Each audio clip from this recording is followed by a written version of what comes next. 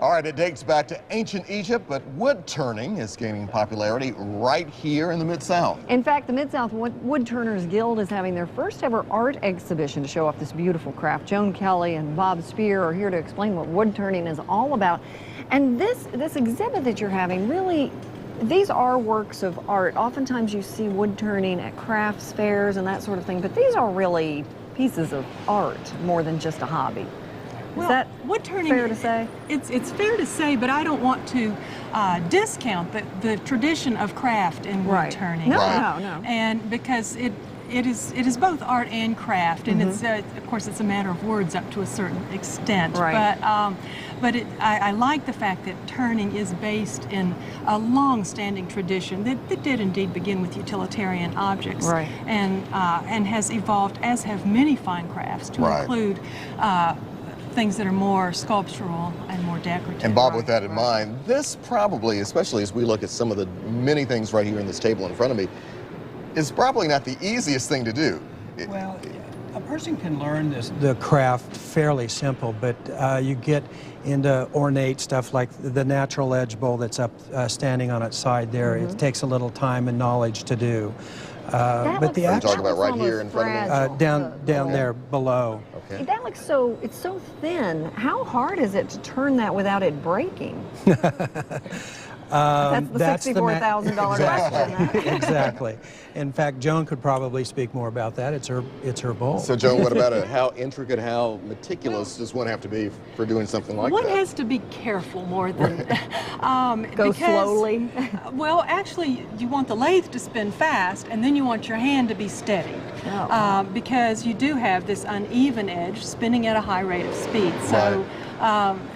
Steadiness is more the issue. And what was the appeal for you to do this to begin with? Had you always wanted to take part in this type of artwork, creating something like that? I have loved to make stuff since I was probably born. Really? And if I had been born male, I feel certain I'd be a carpenter of some sort today. And so I got into turning after getting a degree in art. I got into turning really just about 3.5 years ago. And wood I is just your favorite? absolutely love it. I've finally found what I want to do. Wow. All right, Bob, Awesome. I see you're ready to go to work over there. Yeah, I have all my protective garb on. Is this the lathe that Joan spoke of? Yeah, this is what we call a mini lathe. It's designed to do smaller things, pins, and what I'm going to turn this morning is a top, a spinning top. Okay. And I'll be able to finish it off and actually spin it for you when we're done. Awesome. Okay. Well, let's get started. Okie doke.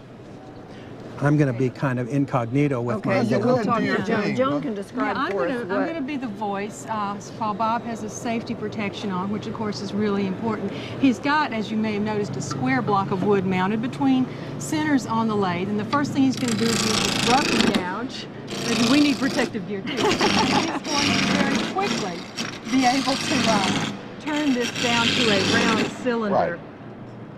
What is that utensil called that he's using? He's using a rough and gouge. It's a tool that can remove a lot of wood in a short amount of time. I see. So he's making that a cylinder. What was he's a going from rectangle? square to round. So, Jim, already, do you see things kind of taking shape there? Even in the early stages of it? Well, I know what he's about to do. You know what he's about to do? I mean, I don't Looks actually like he's see making any a more than mess you to see. me. Yeah, we were wondering who's going to clean up after us. Alex. Okay, he's got a finer tool now called a spindle gouge, and he can get a finer, cleaner cut with this tool. And he's tapering off the top, so he's making the pointed end that it will spin on. By making these cuts that slice at a diagonal. With that same tool, he could make virtually any shape he wants. And most of these will take about how long to make?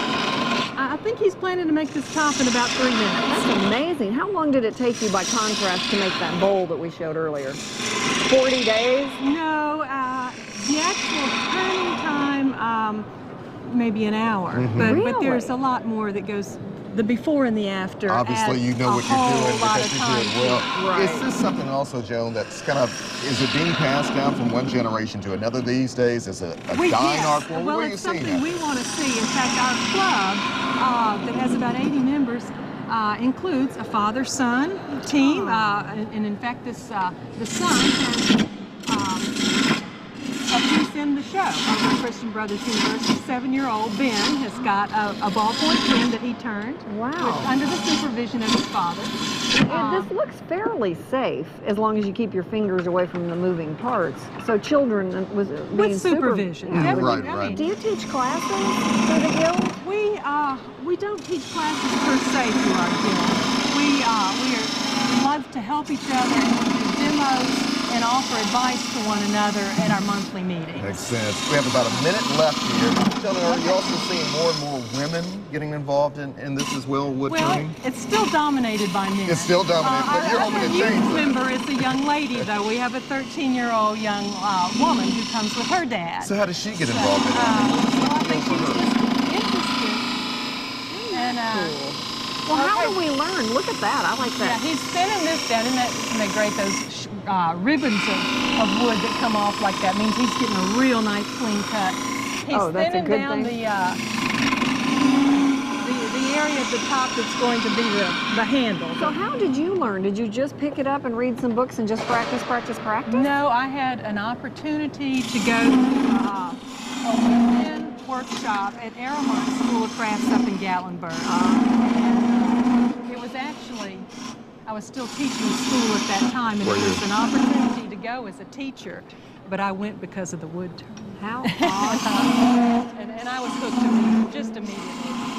Is there an opportunity to make a living in this, or is it just for the love of woodcraft, really?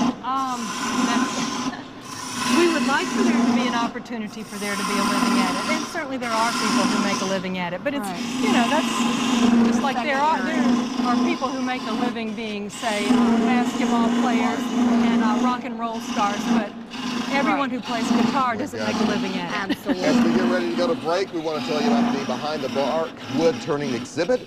It runs through October 4th, and there are the locations right there for you to kind of come on out and learn all about it. And we'll show you the top at the end of the show, so we'll be back. Just about to Joan, part Bob, off. thank you guys. We'll be back in a minute.